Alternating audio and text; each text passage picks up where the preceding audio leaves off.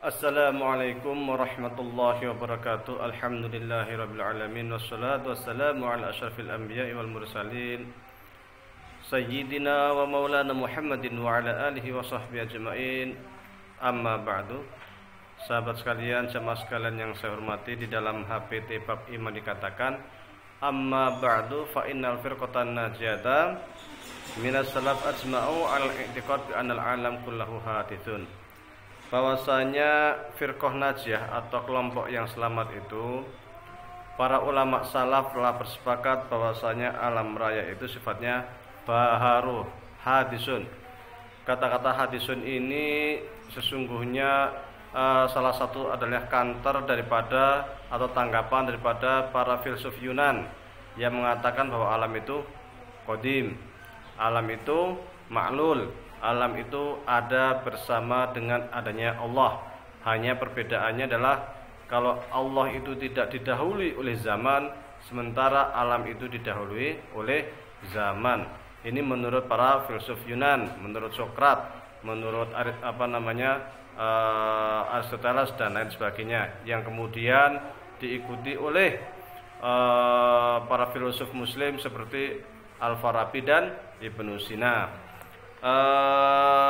Para ulama kalam termasuk yang tercantum di dalam himpunan putusan tarjih jelas menyatakan alam itu tidak qadim, tetapi alam itu hadis. Artinya dia itu bukan maklul, bukan pancaran sinar Tuhan, tetapi ia merupakan ciptaan langsung dari Allah, dari ketiadaan. Ketika kita membaca buku karya Imam Asy'ari, ini di hadapan saya ini ada buku karya Imam Asy'ari, Usul Ahli Sunnah wal Jamaah.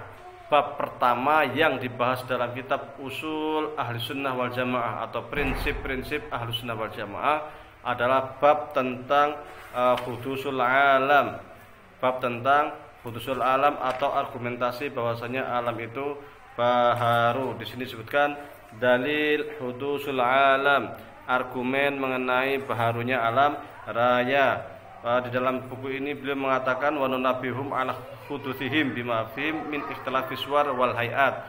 Terkait dengan baharunya alam raya ini dapat menggunakan, dibuktikan dengan argumen tentang macam-macam bentuk benda di alam raya ini. Wa ghairu dzalika min ikhtilafil lughat, juga tentang perbedaan daripada bahasa-bahasa umat manusia. Wa kasfu lahum an tariqi ma'rifatil fa'il lahum bima fihim wa fi ghairihim. Ini menunjukkan bahwa tentu perbedaan benda-benda luar angkasa, benda-benda yang ada di sekitar kita, kemudian juga perbedaan bahasa itu tentu menunjukkan adanya fa'il, pencipta, wa yadullu ala iradatihi wa tadbirihi, dan menunjukkan bahwasanya alam raya ini tentu muncul dari iradah, kehendak Allah, juga tadbirihi, naungan atau aturan atau hukum dari Allah Subhanahu wa ta'ala. Oleh karena itu di dalam Al-Quran Allah berfirman wa fi anfusikum afala tubsirun, dan di dalam diri-diri kamu apakah kamu tidak memperhatikan. Kita mempunyai bahasa yang berbeda-beda, ya kan, setiap manusia. Apakah kita tidak memperhatikan perbedaan ini? Fanunabihum azza wa jalla bitaqallubim fi sa'iril hayat allati kanu 'alaiha 'ala dzalik.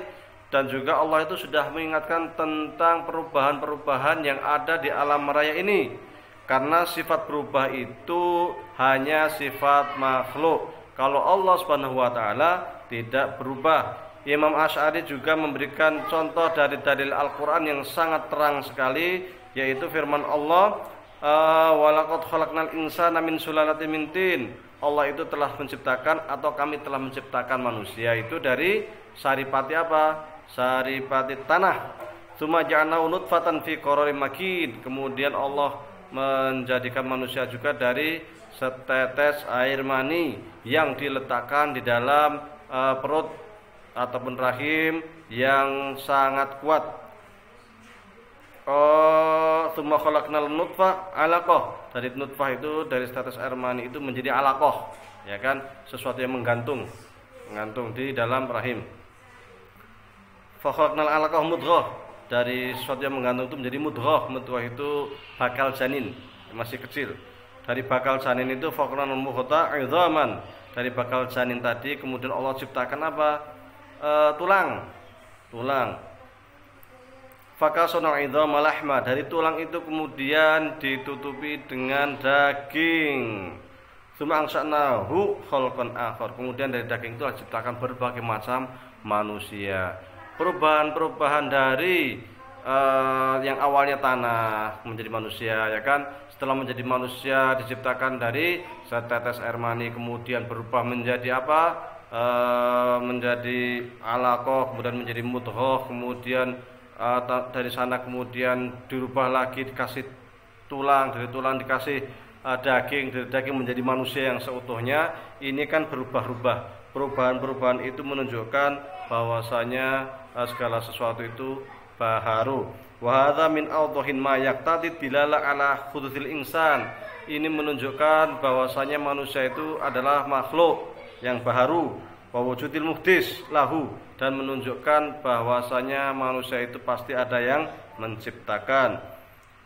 Min qabla anal ilma qad ahata bi anna kullu mutaghyirin la yakunu qadiman.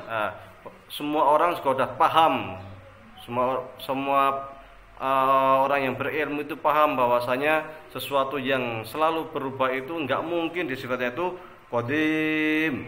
Sesuatu yang berubah tidak mungkin itu qadim. Wa dzalika anat taghayyur, ya kan, yang tadi mufaraqah halin karena alaiha qabla taghayyurihi, karena yang namanya berubah-ubah itu menunjukkan sesuatu yang tidak tetap, enggak tetap.